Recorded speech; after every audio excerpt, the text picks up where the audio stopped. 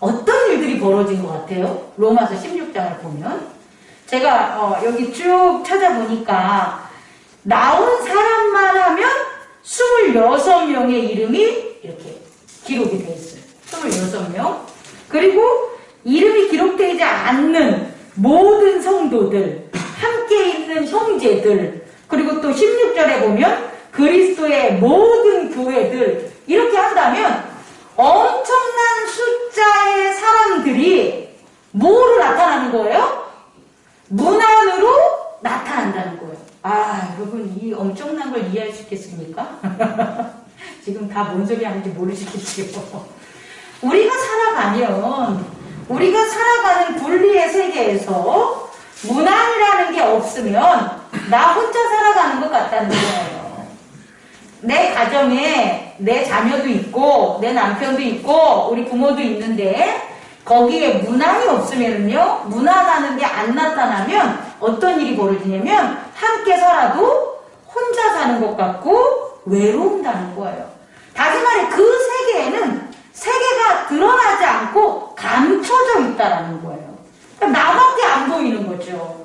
그런데 이 무난함이라는 통합의 세계가 되면, 무난함이라는 하나님의 뜻으로 하나가 되는 세계가 되면 나는 그냥 나 하나, 나 아무것도 안 했어. 난 아무것도 안 한 사람인데 수천, 수백만 명의 하나님의 나라의 사람들이 드러난다는 거예요. 내 삶에.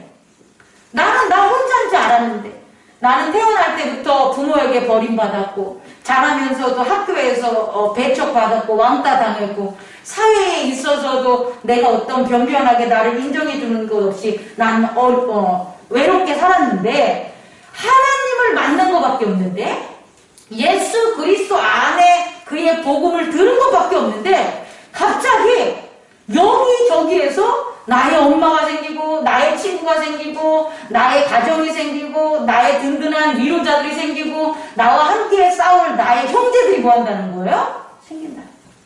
나는 아무것도 안 했는데, 뭐함으로? 그리스도 안에서 뭐함으로? 무난함으로. 그리스도 안에서 무난하는 그 자체가 단순히 안녕하세요, 잘 지내셨어요? 이 의미가 아니라는 거예요, 여러분. 그리스도 안에서 무난할 수 있다는 것은 결국 그리스도의 세계가 우리의 삶의 현장에서 나타난다는 거예요. 여러분 이 귀한 걸 깨닫는 저와 여러분 되기를 원합니다. 그러면 어떻게 그리스도의 세계가 이렇게 우리의 삶의 현장에서 무난함을 통해서 무난하는 것으로 확인되냐라는 걸 로마서의 전 얘기들을 아주 간단하게 여러분에게 전하면 우리가 꼭 알아야 될 첫 번째, 복음은 믿는 사람을 위한 하나님의 나라라는 거예요. 다시 말해, 이렇게 로마서 16장에 무난하는 그 세계가 나타나는 것은 그 하나님의 나라는 복음을 받고 전하는 자에게 하나님이 주신 나라를 깨달아야 돼요. 다시 말해서 복음은요, 단순히 바이블 책이 아니라 하나님의 나라다. 그리고 그 하나님의 나라는 누구에게 주는 거냐면 예수 그리스도를 믿는 자에게 준다는 거예요. 복음은 하나님의 나라이고 이 하나님의 나라는 예수 그리스도를 믿는 사람에게 주는 거예요. 그래서요, 예수 그리스도를 믿지 않는 사람은 하나님의 나라가 없어요. 동일하게 남편과 아내지만 남편은 복음을 믿고 그래서 하나님의 나라를 얻는다면 아내는 같이 살아도 복음을 받지 못하면 하나님의 나라를 살지 못해요.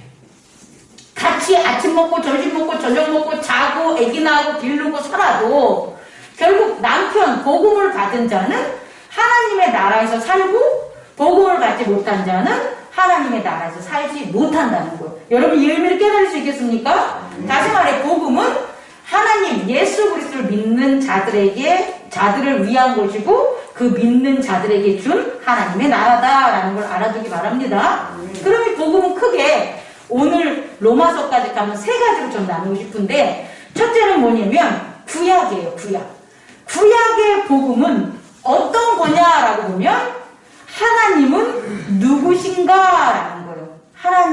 누구신가? Who is God? 하나님은 누구신가를 갖다가 끊임없이 질문하는 게 구약이 되는 거예요. 그래서요, 구약에서는요, 하나님이 누구시냐라고 하면 뭐로 증명이 됐냐면 하나님은 제단과 언약이시다라고 증언이 된 거죠. 그래서 구약에서는요, 아브라함의 하나님, 그럼 어떻게 돼야 되는 거예요? 아브라함의 제단, 아브라함의 언약이 되는 거예요. 이삭의 하나님, 그럼 어떻게 되는 거예요? 이삭의 제단과 이삭의 언약. 다윗의 하나님, 다 구약에 있는 모든 사람들의 하나님은 어떻게 나타나는 거예요? 제단과 언약을 통해서 나타났다는 거예요. 그래서 구약에서는요, 하나님이 누구시냐라고 한다면 제단과 언약을 통하여 하나님의 믿는 자들에게 하나님의 나라를 나타냈다. 그럼 신약에 있어서는 어떻게 나타날까요? 신약에 있어서.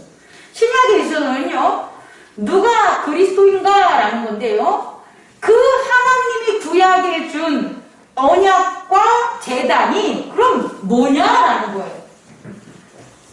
하나님이 구약에서 한 언약과 제단이 아브라함 때나 하나님을 잘 섬긴 자들이 있을 때는 하나님이 응답하는 동일한 같은 언약과 같은 제단이었겠죠.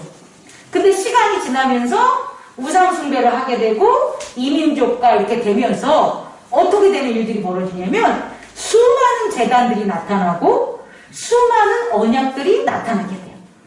언약하고 제단이었을 때 졸면 안 돼요. 눈 크게 뜨고 언약하고 제단이 있었을 때 하나님이 항상 응답했는데 그게 아니라 언약과 제단이 있어도 뭐 하는 거예요? 응답하지 않는 일이 벌어지는 거예요. 그래서 거짓 언약, 거짓 제단들이 나타나게 되죠. 그러면 신약이라는 새로운 테스트먼트, 새로운 것은 어떻게 주냐면 그 제단과 언약에 누구를 통하여 응답하느냐라는 거예요.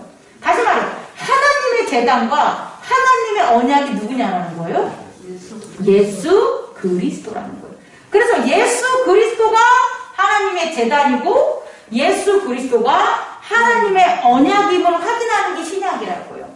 그래서 예수 그리스도가 십자가에 못 박혀 돌아가시고 부활하심으로 그 제단이 하나님이 예수 그리스도의 제단, 하나님의 제단이 예수 그리스도야를 확인한 거예요.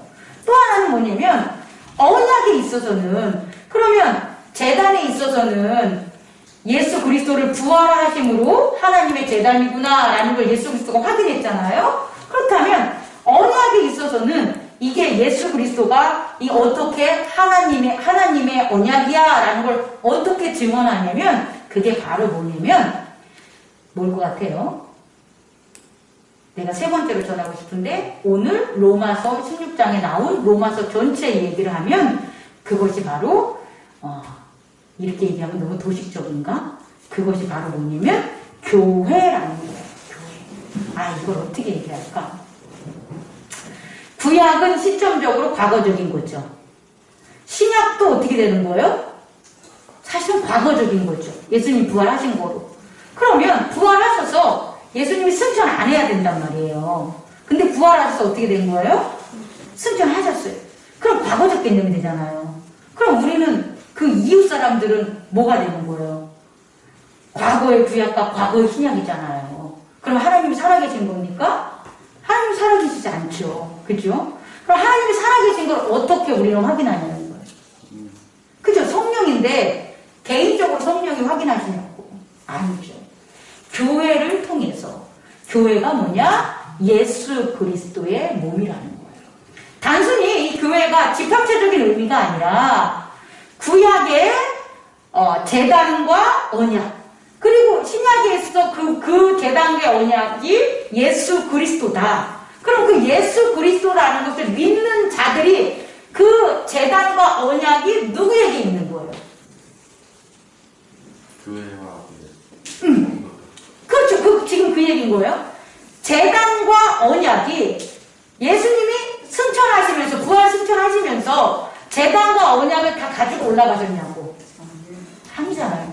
그러면 예수 그리스도를 통한 하나님의 제단과 언약은 어디에 있냐라는 거예요. 여러분 안. 여러분 안. 그게 교회라고. 그래서 여러분이 교회라는 거예요. 여러분 이해할 수 있겠습니까? 단순히 이런 집합체적인 그런 건물적 교회가 아니라 예수 그리스도는 하나님의 제단과 언약을 증명했는데 그 제단과 언약에 증명한 그 증거를 어디다가 숨겨놨냐라고 보면 여러분에게 숨겨놨다고요. 여러분 각자에게 다 그것을 예수 그리스도의 제단과 예수 그리스도의 언약이 숨겨져 있다는 거예요. 그래서요, 신약에 있어서 예수님의 제자들에 의해서 마태, 마가, 누가, 요한복음이 있잖아요. 근데 사실은 오늘 로마서 16장을 보면 바울이 뭐라고 하냐면 25절 나의 복음과 예수 그리스도를 전파함은 영세전부터 감추어졌다가 여기서 나의 복음은 my gospel 바울의 복음이에요. 로마서는 사실상 바울의 복음서라고도 볼 수가 있다는 거예요. 근데 이 바울의 복음서는 예수님의 제자들의 복음서랑은 달라요. 그건 뭐냐면 예수님의 제자들의 복음서는 예수님을 보고 듣고 그 예수님과 함께 있었던 그 말씀들을 복음으로 전한 거고요. 바울의 전한 이 복음은요, 바울이 직접 예수님을 보고 적을 거 하고 적은 게 아니라 하나님께서 각 성도들에게 예수 그리스도를 통하여 증명된 제단과 언약을 가진 각 성도들에게 숨겨놨던 그 복음이 바울을 통해서 어떻게 된 거예요? 드러난다. 이 말씀은요, 이게 정말 좀 어려운 건데 영세부터 태초부터 그런 복음이 누구 안에 숨겨져 있었다는 거예요? 바울 안에 숨겨져 있었다는 거죠? 그렇다면 그 태초부터 바울 안에 제단과 언약이 숨겨져 있듯이 여러분들 안에도 태초부터 뭐가 숨겨져 있다는 거예요? 제단과 언약이 숨겨져 있다는 거예요. 그 제단과 언약이 숨겨져 있던 게 드러났기 때문에 그 드러난 사람들이 서로 뭐 할 수 있는 거예요? 그레이팅 할 수 있는 거라고요. 여러분의 제단과 언약, 저의 제단과 언약, 동일한 그게 누가 되는 거예요? 예수 그리스도가 되기 때문에 여러분과 저는 그레이팅 할 수 있다는 거예요. 안부를 물을 수가 있다는 거예요, 여러분. 그리스도 안에서 평안하십니까? 이렇게 물을 수가 있는 거예요. 근데 그게 없는 사람들한테 그리스도 안에서 평안하십니까? 하면 야, 먹고 살고 죽겠는데 무슨 교회고 뭐 막 이런단 말이에요. 여러분 아시겠습니까? 그래서요, 우리가 어떤 일들이 이 거대한 이것을 전하기 위해 바울 안에 숨겨져 있던 그 제단과 언약에 대한 걸 드러내므로 지금 온 교회에 있는 모든 성도들이 그레이트한 것을 갖다가 하나가 되는 것 드러나는 이 과정이 로마서 1장에서 15장까지의 앞에 내용들이고 그 대표적인 게 영적 예배와 영적 사람이라는 거예요. 요걸 전하고 마치는 시간 가질게요. 영적 예배는 반드시 태초부터 감추어진 뭘 가진 예수 그리스도의 제단과 언약을 가진 사람이 드리는 예배가 뭐가 되는 거예요? 영적 예배가 되는 거예요. 그래서 영적 예배를 신령과 진정으로 드려야 된다라고 얘기를 하잖아요. 그럼 영적 예배에서 신령과 진정으로 드려지는 건 뭐냐라고 보면 그 제단, 어떤 제단? 예수가 대제사장이요, 예수가 어린 양이 주도하는 제단. 오케이? 그것이 바로 뭐가 되는 거예요? 영적 예배가 된다는 걸 여러분 깨닫기 바랍니다.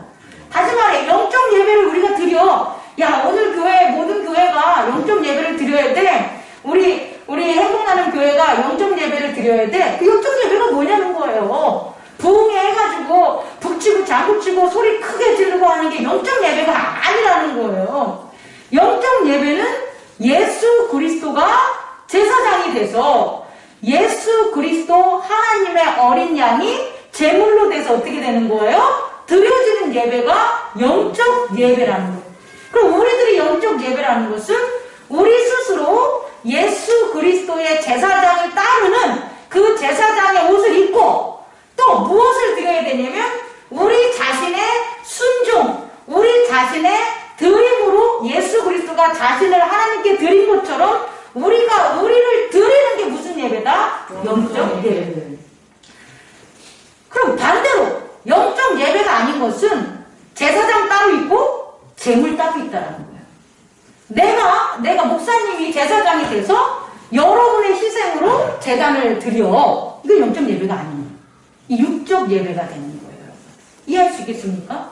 내가 제사장이 돼서 내가 하나님께 제사를 드리는데 나를 드리는 게 아니라 어떤 다른 희생하는 것들을 드려. 내가 희생하는 게 아니라 그럼 그건 육적 예배가 되는 거예요. 여러분 어렵죠? 어렵지만 요거 하나 꼭 깨달아야 되는 거예요. 영적 예배는 내가 대제사장 예수님을 따라서 누구를 드리는 거예요? 어린 양인 나를 드리는 게 영적 예배다. 그래서 그 작용으로 회개와 용서가 일어나는 거예요. 내가 제사장이 되고 내가 어린 양이 안 되면 회개와 용서가 일어나지 않아요. 내가 제사장이 돼서 드려지는 게 용서가 나타나는 거고요. 내가 어린 양이 돼서 드려지는 건 회개가 되는 거예요. 그래서 영적 예배에는 반드시 회개와 용서라는 놀라운 하나님의 능력, 파워가 나타나게 됨을 여러분 깨닫는 저 여러분 되기를 원합니다. 이렇게 됐을 때 거룩함으로 일체성과 영원성과 생명성이라는 하나님 안에 하나가 되는 일들이 벌어지는 거예요. 여러분 어렵죠?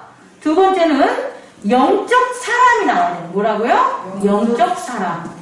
예수 그리스도의 제단과 그의 언약을 가진 두 가지 특징이 영적 예배와 영적 사람이라면 그럼 영적 사람은 어떤 거냐는 거예요. 우리가 영적 제단은 그래서 드렸는데 그럼 영적 사람은 뭐냐? 겉사람이 가지고 있는 생각과 경험으로 살아가는 게 아니라 무엇으로 살아가냐 봤더니 지난 시간 우리 15장에서 우리 함께 했었던 예수를 닮아가는 사람이에요. 예수를 닮은 사람이 영적 사람이에요. 다른 게 영적 사람이 아니에요. 방언하고 통변하고 뭐 은사 많아가지고 갑자기 공장 뭐 사업이 막 번성해서 돈 많이 버는 그게 영적 사람이 아니에요. 성경을 창세기부터 저 요한계시록까지 한 토도 틀리지 않고 다 외우는 사람이 영적 사람이 아니라는 거예요. 영적 사람은 예수를 닮은 사람. 예수를 닮아서 예수를 본받은 사람. 예수의 본을 받은 사람이 예수를 닮은 사람. 그럼 예수에게 뭘 본받았냐 봤더니 진, 선, 미. 뭘죠? 진은? 참된 것. 참된 것. 참되다는 것은 하나님의 것. 즉 우리가 가진 것들의 출처가 하나님의 것이 돼야 되는 거예요. 내 것을 전하는 게 아니라 하나님의 받은 것을 내가 가지고 있고 하나님의 받은 것을 내가 전하면 그건 참된 거예요. 근데 내가 열심히 일해서 내가 열심히 싸워서 내가 열심히 농사져서 그걸 내가 가졌어. 그러면 참된 거 아니에요. 여러분 요 가치관을 여러분 이해할 수 있어야 됩니다. 우리 예전까지만 해도 야 우리가 제한지고 우리 땅에서 우리가 농산물 잘 길러가지고 그 농산물 수확 얻어서 그럼 우리가 하나님 복 받은 거지 우리가 참되게 사는 거지 이렇게 생각하고 살았다는 거예요. 그렇지 않아요. 참된 것은 하늘에서 주신 거예요. 하늘에서 주신 거예요. 내가 일을 해도 내 몸이 들여져서 하늘에서 주신 것이 참된 것. 그리고 거기에 내 생각, 내 소유, 내 주권이 없어야 되는 것. 그것이 참된 것이다. 그 참된 것을 예수님은 가졌고 그것을 전하는 것을 우리 모아야 된다. 본받지 않은 거예요, 여러분. 두 번째는 뭐냐면 뭐였었죠? 선은 희생. 하나님께 드리는 것. 하나님께 드리는 게 예수 그리스도를 닮는 거라는 거예요. 그리고 또 뭐였죠? 미는 아름다운 미인데 제사장의 옷을 입은 거죠. 그죠? 제사장의 옷을 입고 술 취한 귀신의 옷을 입지 않는 것. 술 출주한 귀신의 옷을 입지 않고 제사장의 아름다운 옷을 입은 게 아름다운 그 모습을 우린 뭐 해야 되는 거예요? 닮아야 된다. 그 닮는 게 어떤 사람이다? 영적 사람임을 깨닫는 저와 여러분 되기를 원합니다. 사실 있잖아요. 말씀 마치겠습니다. 지금 로마서는요, 두 가지 이제 문제점에 있는 보낸 건데, 어떤 대상이냐면, 첫 번째는, 유대교적 그리스도. 유대교적 그리스도인. 예수 그리스도를 믿는데, 유대적인 거예요. 어떤 의미 같아요? 표적을 중시 여기고, 그들이 뭘 하냐면, 행위로 구원을 받으려고 막 하는 모습, 유대인들의 모습이잖아요. 유대인들이 표적을 중시 여기고 행위로 구원을 받으려고 하잖아요. 이런 그리스도인들이 있었다는 거예요. 이런 그리스도인. 그들은 영적 예배와 영적인 사랑으로 바뀌지 않고 구약부터 예전부터 내려오는 그런 어떤 율법적인 모습으로 자기들의 행위를 올바르고 거룩하게 살아가면 우리는 그리스도인이야 라고 하는 사람들이 있었다는 거예요. 그들에게 로마서를 써보내면서 아니야. 니네들이 하는 행위적인 것들에 대한 그리스도인이 아니라 영적 예배와 영적 사랑으로 거듭나야 돼 라는 걸 전하는 첫 번째고 또 하나는 이방인적 그리스도인이 있어요. 이방인적 그리스도인은 뭐냐면 이방인이니까 율법이 있어요 없어요? 없겠죠. 율법이 없으니까 그리스도인이라고 하면서 자기들이 살았던 예전에 그런 이방신을 섬기거나 하는 걸 그대로 내비두면서 그리스도인이라고 하는 거예요. 여러분 이거 이해할 수 있겠습니까? 이들은요 행위조차도 뭐 하는 거예요? 율법적으로 따르지 않고 세상적인 모습을 그대로 자기들이 살아가면서 그리스도인이라고 하는 사람들이 있었다는 거예요. 이들에게도 전하는 거예요. 여러분 이해할 수 있겠습니까? 유대교적 그리스도인들에겐 주로 어떤 깨달음을 주는 게 로마서냐면 영적인 예배를 드리라는 거고, 이방인들 그리스도인들은 자기 멋대로 살았던 그런 모습으로 그리스도인이 되는 게 아니라 예수의 본을 받아 영적인 사람으로 살아가야지 그리스도인이 된다라는 것을 전하는 그 복음을 지금 바울이 로마서를 통해서 이 두 사람들에게 하는 거예요. 그러니까 우리도 깨달은 바가 있어야 되겠죠. 우리도 나면서부터 모태신앙자, 가정에서 자라면서부터 목사님의 자녀들, 권사의 자녀들 해서 그런 사람들은 철저히 행위적인 그런 그리스도인들이라는 거예요. 그렇게 율법에 따라가지고 표적을 중시하고 살아가는 사람들. 근데 그런 기독교인들은 이 로마서를 읽으면서 아니야, 영적 예배가 무엇일까를 깨닫게 만드는 거죠. 또 하나는 정말 예수 그리스도를 살면서 들어보지도 못했어. 그런데 어떻게 하다가 교회에 오게 됐어요. 그 교회에 진짜로 자기가 자기 집에서 처음 예수를 믿는 사람이야. 그런데 그런 사람이 어떻게 그리스도인으로서 살아가야 될까? 내 예전의 습관과 내 예전의 어떤 방법, 환경적인 것을 그냥 동시에 가져가면서 내가 교회 와서 기도하고 예배드리면 내가 교인이야? 성도야? 이렇게 생각하는 것을 회개하고 변화시킬 수 있는 말씀으로 로마서를 바울이 썼다. 지금 가장 중요한 건 영적 예배를 드리는 영적 사랑으로서 하나님께서 우리를 언제부터? 태초, 영세전부터 우리 안에 뭐 했다는 거예요? 숨겨졌다라는 거예요. 근데 그게 영적 예배와 영적 사랑에 대한 깨달음으로 뭐 하기만 한다면, 영접하고 리시브 받아들이기만 한다면 우리 서로들에게 변화가 있다 없다? 있다. 그래서 서로에게 안부를 전하고 서로가 하나가 되는 저와 여러분 되기를 원합니다. 네, 말씀 마치겠습니다.